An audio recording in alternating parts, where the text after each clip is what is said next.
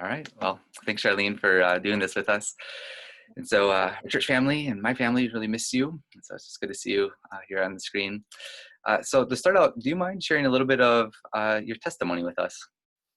Sure, yes. I was born in the church. My parents are both Christians, and I got baptized when I was about 14. So I made a conscious decision to follow Jesus. And I moved to Madison from Puerto Rico, where I was born about 4 years ago. And I think that's been one of the hardest moments for me. And I feel like that's when I struggle with my faith for the first time. Um, and I think I just struggled with the cultural shock and just yeah a lot of different changes. But I think through that process, I learned a lot about humbleness, and I was humbled a lot in a good way, and I got to know God's grace in ways that I hadn't not known before.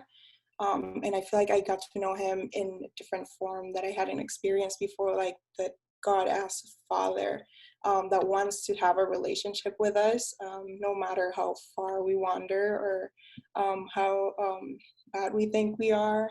He wants to have a relationship with us, and I think that's one of the experiences that have brought me closer to him. Yeah, that's great. So, COVID has been hard on a lot of us, in different ways.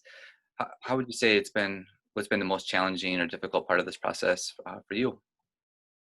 Yes, I live on my own, so it's been a little bit hard to spend a lot of time alone.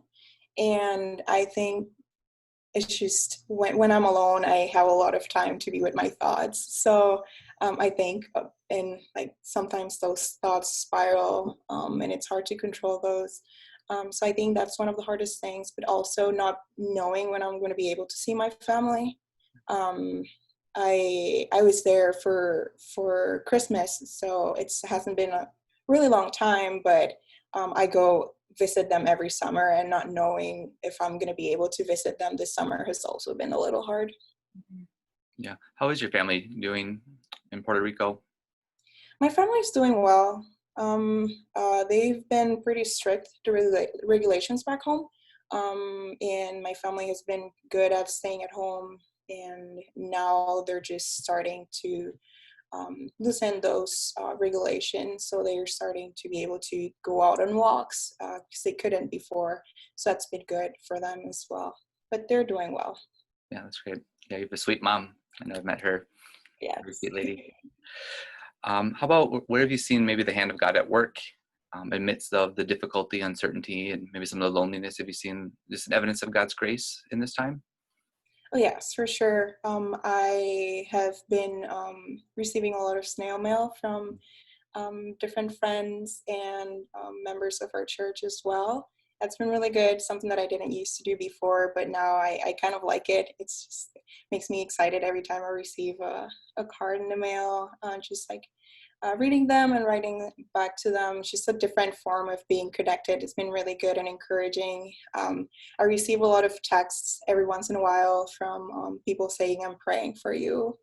That's really nice. And I feel like even though I haven't been able to see a lot of people, I've connected with people that I hadn't connected before. So that's also been really, really good. Yeah, that's sweet. Have you had any opportunities to show love towards someone else, like to share the love of Jesus in this time?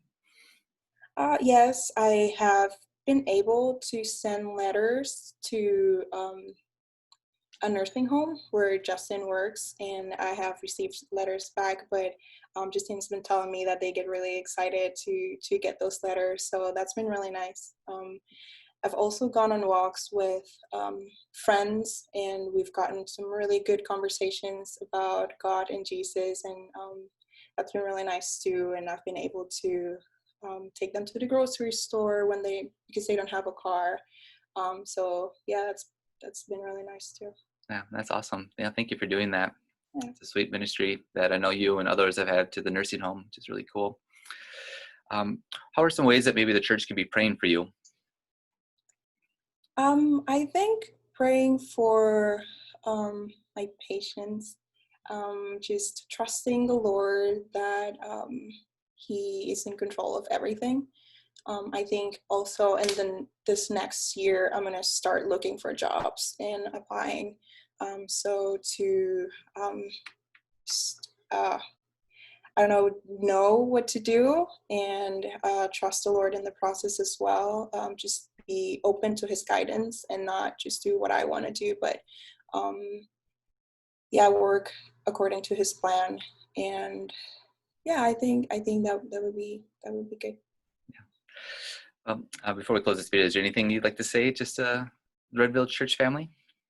Yes, I love the RVC family so much. I think the transition to moving to Madison was really hard, but one of the things that really helped was having a family at RVC. And yeah, I just feel so happy that um, I get to have a family in Christ, and yeah, not feel alone, and feel supported. And I feel like every time I've been kind of down, or every hard situation I've had, someone from RVC has been there for me, praying and lifting me up, and just making sure I'm all right. And that's been, yeah, that's been really encouraging to me. That's great. I know you do the same for a lot of others in the church as well. Well, thank you, Charlene. We all miss seeing you, and we look forward to hopefully seeing each other all again soon. So Yeah, thank me you for too. doing. All right. Yeah, thank you. Yeah, thank you.